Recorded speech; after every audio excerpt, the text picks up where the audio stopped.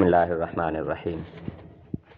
نماز کی ادائیگی سے متعلق آج کا ایک اہم سوال کہ کیا امام کے پیچھے سورہ الفاتحہ پڑھنے کی کوئی صورت موجود ہے؟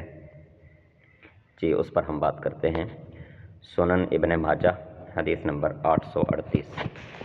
سیدنا ابو ہریرہ رضی اللہ عنہ سے روایت ہے کہ رسول اللہ صلی اللہ علیہ وسلم نے فرمایا، جس شخص نے کوئی نماز پڑھی اور اس میں سورہ فاتحہ نہ پڑھی تو وہ نماز ناقص و ناتمام ہے۔ ابو صاحب کہتے ہیں کہ میں نے ابو ہریرہ رضی اللہ تعالیٰ عنہ سے کہا کہ کبھی میں امام کے پیچھے ہوتا ہوں تب کیا کروں؟ تو سیدنا ابو ہریرہ رضی اللہ تعالیٰ عنہ نے میرا بازو دبایا اور کہا کہ اے فارسی، اپنے دل میں پڑھ لیا کر۔ سیدنا ابو ہریرہ رضی اللہ تعالیٰ عنہ نے یہ نہیں کہا کہ امام کے پیچھے پیچھے پڑھ لیا کر، زبان ہلائے بغیر امام کے پیچھے، امام کے ساتھ ساتھ دل میں دہرا لے انسان، یہ بہترین صورت ہے۔ کیونکہ جس وقت انسان خاموشی کے ساتھ کسی چیز کو پوری توجہ کے ساتھ سن رہا ہوتا ہے تو دل میں ساتھ ساتھ دہرا بھی رہا ہوتا ہے، تو یہ بہترین صورت ہے کہ دل میں دہرا لیا جائے، زبان سے نہ پڑھا جائے۔ دوسری حدیث مبارکہ سنن الترمذی حدیث نمبر 311۔ سیدنا عبادہ بن صامت رضی اللہ عنہ سے روایت ہے کہ رسول اللہ صلی اللہ علیہ وسلم نے فجر پڑھی، آپ پر قراءت دشوار ہو گئی۔ نماز سے فارغ ہونے کے بعد آپ نے فرمایا، مجھے لگ رہا ہے کہ تم لوگ اپنے امام کے پیچھے قراءت کرتے ہو۔ ہم نے عرض کیا، جی ہاں یا رسول اللہ صلی اللہ علیہ وسلم، اللہ کی قسم ہم قراءت کرتے ہیں۔ آپ نے فرمایا، تم ایسا نہ کیا کرو سوائے سورہ فاتحہ کے، اس لیے کہ جو اسے نہیں پڑھتا اس کی نماز نہیں ہوتی۔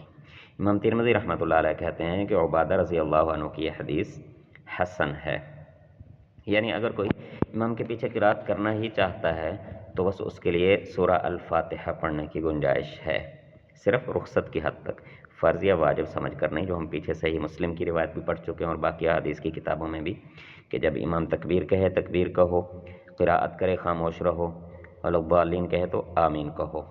تو اس لیے اس کو فرض یا واجب سمجھ کر مقتدی نہیں پڑھے گا، رخصت سمجھ کر۔ اس کی ایک بہترین صورت تو وہی ہے جو سیدنا ابو ہریرہ رضی اللہ عنہ نے بیان کی کہ دل میں پڑھ لی جائے۔ دوسری صورت یہ ہے کہ علماء نے بیان کیا ہے کہ امام کے سکتوں کے درمیان پڑھ لی جائے، جس وقت امام خاموش ہوتا ہے، یعنی کہ امام کے ساتھ ساتھ نہ دہرائی جائے، جس وقت امام خاموش ہوتا ہے اس وقت پڑھ لی جائے۔ اس کی ایک بہترین صورت یہ ہے کہ ثنا، جس وقت امام تکبیر تحریمہ کے بعد قراءت سے پہلے ثنا پڑھتا ہے تو اس وقت ثنا کی جگہ اگر مقتدی سورہ الفاتحہ پڑھ لیں گے تو سورہ الفاتحہ میں بہترین ثنا اور بہترین دعا دونوں چیزیں موجود ہیں، کیونکہ قراءت سے پہلے نبی اکرم صلی اللہ علیہ وسلم ثنا بھی پڑھا کرتے تھے اور دعائیں بھی پڑھا کرتے تھے، جیسا ہم احادیث میں پڑھ چکے ہیں۔ تو اگر سورہ الفاتحہ کو امام کی قراءت سے پہلے مقتدی پڑھ لیں تو اس میں کچھ حرج نہیں ہے، یہ ثنا اور دعا کی جگہ پر پڑھی جا سکتی ہے، تو پڑھنے والے کو تسلی بھی ہو جائے گی کہ میں نے پڑھ لی۔ اس کے علاوہ نہ تو امام اتنا لمبا سکتہ کرتا ہے کہ اس میں پڑھی جا سکے اور نہ ہی کوئی موقع ہوتا ہے، ساتھ ساتھ پڑھنا مناسب بھی نہیں ہے اور اس کی اجازت بھی نہیں ہے۔ تو بس دعا ہے کہ اللہ تعالیٰ ایمان و عمل کے ساتھ ہمیں نبی اکرم صلی اللہ علیہ وسلم کی کامل اتباع کی توفیق عطا فرمائے۔ آج بس اتنا ہی، دعاؤں کی درخواست۔ السلام علیکم ورحمۃ اللہ۔